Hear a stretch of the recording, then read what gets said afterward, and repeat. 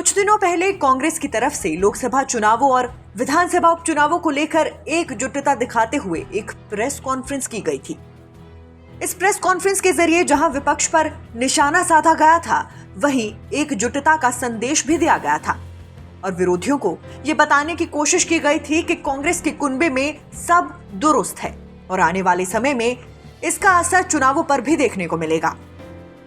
हिमाचल प्रदेश के मुख्यमंत्री सुखविंदर सिंह सुक्खू, उप मुख्यमंत्री मुकेश अग्निहोत्री और प्रदेश कांग्रेस अध्यक्ष प्रतिभा सिंह ने मंगलवार को प्रेस कॉन्फ्रेंस की थी। इस प्रेस कॉन्फ्रेंस में मुख्यमंत्री ये कहते हुए नजर आए थे कि जनता बिकाऊ लोगों को चुनाव में सबक सिखाएगी। वहीं कांग्रेस प्रदेश अध्यक्षा प्रतिभा सिंह भी ये कहती हुई नजर आई थी कि चुनावों के वक्त भाजपा असल मुद्दों से हमेशा जनता का ध्यान भटकाने का काम करती है। तो वहीं डिप्टी सीएम मुकेश अग्निहोत्री ने कुछ ऐसा कहा था कि जिसका जवाब अब नेता प्रतिपक्ष जयराम ठाकुर ने दिया है। डिप्टी सीएम मुकेश अग्निहोत्री ने दरअसल भाजपा पर निशाना साधते हुए कहा था कि हिमाचल में भाजपा मिशन लोटस का सपना देख रही थी, जो कि फेल हो चुका है। भाजपा अपने ही चक्रव्यूह में फंस गई। उन्होंने ये भी कहा था कि हिमाचल प्रदेश में नेता प्रतिपक्ष जयराम ठाकुर अब सीएम बनने के सपने ना देखें। भारतीय जनता पार्टी के लोग आकर मुद्दों से ध्यान भटका रहे हैं। अब सपने कोई दिन में देख लें तो उस बीमारी का इलाज तो अभी वैज्ञानिक ढूंढ रहे हैं कि हम सरकार बनाएंगे। अब कोई दिन में सपने देख ले कि भारतीय जनता पार्टी ने जब जब भी चुनाव का सामना किया है, उन्होंने कोई ना कोई मुद्दे की तलाश की है। ऑपरेशन लोटस जो है वो हिमाचल प्रदेश में डिफीट हुआ है और भारतीय जनता पार्टी के जितने भी नेता हैं, इंक्लूडिंग नेता प्रतिपक्ष, उनको प्रदेशवासियों से माफी मांगनी चाहिए। और इसी पर अब नेता प्रतिपक्ष ने पलटवार किया है। जयराम ठाकुर ने कहा कि कांग्रेस को बार बार अपनी सरकार को स्थिर बताने की जरूरत पड़ रही है। उन्होंने कहा कि सरकार लड़खड़ा रही है तो विपक्ष इस पर तमाशा नहीं देख सकता। जयराम ठाकुर ने कहा कि मुख्यमंत्री उनके दिन में सपने देखने की बात कर रहे हैं, जबकि सच्चाई ये है कि वो रात के वक्त भी नींद में सपने नहीं देखते। उन्होंने कहा कि चुनाव में कांग्रेस के प्रत्याशियों की घोषणा ना हो पाने से ये सिद्ध होता है कि कांग्रेस संकट में है। उन्होंने कहा कि बीजेपी कांग्रेस की सरकार को बिना अस्थिर किए ही हटा देगी। उन्होंने ये भी कहा कि अगर 6 विधानसभा क्षेत्रों के साथ अन्य 3 विधानसभा क्षेत्रों में भी उपचुनाव होते हैं तो इसमें बीजेपी की ही जीत होगी। नेता प्रतिपक्ष ने यह भी कहा है कि सर्वे में भी बीजेपी को 4 सीटों पर जीत मिल रही है। बीजेपी को 63% वोट मिल रहा है। उन्होंने कहा कि सर्वे बताता है कि एनडीए अपने 400 पार के नारे को पूरा कर दिखाएगी।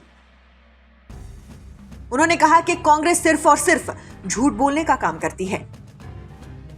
अगर कांग्रेस को महिलाओं की इतनी चिंता थी तो आखिर बजट में 1500 के सम्मान निधि की घोषणा क्यों नहीं की।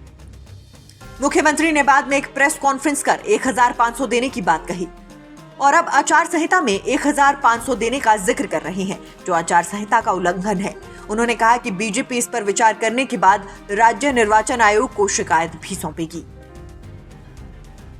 जयराम ठाकुर यही नहीं रुके। उन्होंने आगे कहा कि कांग्रेस के सभी नेता इन दिनों विचलित नजर आ रहे हैं। उन्होंने कहा कि बार बार सरकार अपनी मजबूती की बात कर रही है, इसके पीछे कांग्रेस सरकार का डर का भाव है। उन्होंने कहा आज कांग्रेस के प्रदेश में जो सियासी हालात हैं उसके लिए बीजेपी नहीं बल्कि कांग्रेस स्वयं जिम्मेदार है। राज्यसभा चुनाव हारने के बाद कांग्रेस सत्ता में रहने का नैतिक अधिकार खो चुकी है। जयराम ठाकुर ने कहा कि कांग्रेस के एक गुट ने मुख्यमंत्री सुखविंदर सिंह सुक्खू का इस्तीफा करवाने की कोशिश की थी। नेता प्रतिपक्ष जयराम ठाकुर ने कहा कि मंगलवार को प्रेस कॉन्फ्रेंस में मुख्यमंत्री के साथ जो नेता बैठे थे, उन्हें केंद्रीय आलाकमान ने लोकसभा चुनावों के बाद बदलाव का आश्वासन भी दिया है। नेता प्रतिपक्ष दिन में सपने देख रहे हैं, ऐसा उनकी भाषा का मैं देख रहा था। मैं उसमें ज्यादा कहना नहीं चाह रहा हूं। सपने में आज तक नहीं देखे, हमने नींद में भी नहीं देखे। दिन में तो बात छोड़िए। हम काम पर विश्वास करते हैं और काम में विश्वास करने के बाद जो है हम कर्म करते हैं, फल की इच्छा छोड़ देते हैं। और मुझे मालूम नहीं है मुझसे क्या उम्मीद रखते हैं। मैं विपक्ष का नेता हूं और विपक्ष के नेता होने के नाते मेरा ये दायित्व है कि सरकार गलत करती है तो मैं उस पर आवाज उठाऊं। ये एक लोकतांत्रिक व्यवस्था के अनुरूप जो है एक दायित्व का निर्वहन में कर रहा हूं। नेता प्रतिपक्ष जयराम ठाकुर के इस बयान के बाद कहीं ना कहीं एक चर्चा फिर शुरू हो गई है। क्या वाकई कांग्रेस सिर्फ प्रदेश में एकजुटता का संदेश देने की कोशिश कर रही है, जबकि वाकई हालात ऐसे नहीं हैं? इसके साथ साथ नेता प्रतिपक्ष का ये कहना कि मुख्यमंत्री के साथ प्रेस कॉन्फ्रेंस में जो नेता बैठे उन्हें आलाकमान ने बदलाव का आश्वासन दिया है, तो सवाल ये उठता है कि क्या बदलाव का मतलब मुख्यमंत्री का बदल जाना है? क्या लोकसभा चुनावों के बाद कांग्रेस में कोई बड़ा बदलाव देखने को मिलेगा? Nation speaks bureau report.